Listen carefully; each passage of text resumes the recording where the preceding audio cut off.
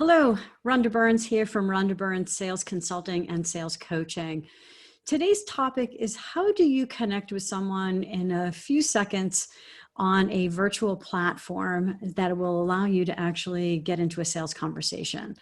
So post-COVID, we had lots of options where you could go to a networking event, you could go to a trade show, you could meet someone in a coffee shop, and it wasn't quite as intimidating because you had all these other distractions going on and people moving around you.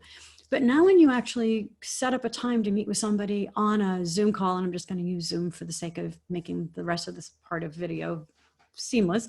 Well, now that you're meeting people virtually online on this type of a platform, you have to actually show up in a very different way. There's not any other distractions, or you're going to make sure there's no other distractions behind you. So I want to share a couple tips that I find that my clients that I've been working with have found really, really helpful, and I want to share those with you as well. The first one is showing up professionally. What does the background of your room look like? If you don't have a place that you can go, a lot of people working from home for the first time.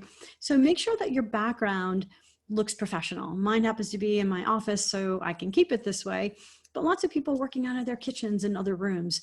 You might want to consider using one of those new virtual backgrounds. Just make sure you don't move around a lot. But that's a great way to show up. The other thing is what's your body language saying? Are you uncomfortable when you get on the call? Because you want to be calm, you want to be able to breathe, you want to be able to relax and make the other person really comfortable.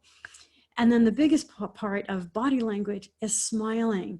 I cannot stress enough how many people I've gotten on the phone or onto this virtual platform and they're not smiling. And so make sure you keep a smile on your face. It really helps you connect with the person that you're talking to. The second part is plan the call. Make sure you have all of the things that you want to use for your particular presentation ready. What I do is usually about an hour or so before my call with the client, I go onto a Zoom, I just open up one of my platforms, and I pull up all of the documents and all of the things that I'm going to be presenting, and I want to make sure that they're ready. So when I get on the call with my client, I just hit share, and every one of my documents is there and ready. Again, the goal is to be professional, to know that you actually are competent, you're confident, your materials are there. It becomes a streamless conversation with them. And then what questions? So the third one is, what questions are you going to ask?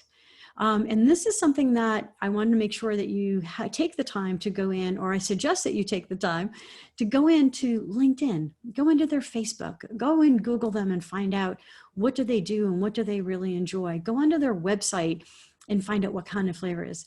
Many people that I work with, when I first looked at their website, they were very playful. So I knew when I got on the call, I could be a little bit more playful. Or I had a couple of emails with them and I noticed in their email that they had a little bit of fun in there. So I could do that. I also have other clients that really just want the facts. So I spend more time talking about their business, right? Things that they're comfortable about talking with. It might not necessarily be personal, but it was definitely something that they can connect with.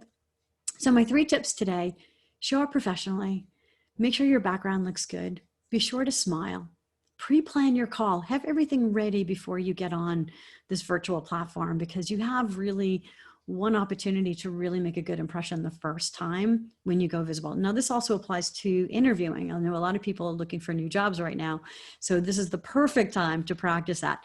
Have your resume or any documents that you want to share ready to go. And third, what questions do you want to ask? So make sure those questions are concise. You know why you're asking them. They're going to really help you understand what the client needs and wants and whether or not you're a good fit for them before you start presenting. So lots more to talk about, but I'm going to stick with 3 today. If you agree with what I say or have other comments or other tips that you think would be really great for other people to hear, please go ahead and put them in the comments. If you'd like to know more about what I do, check out my website at rondaberns.com. Or check me out either on Facebook or LinkedIn. I'm on both. So happy selling, have a great day, and I hope to see you again soon. Thank you.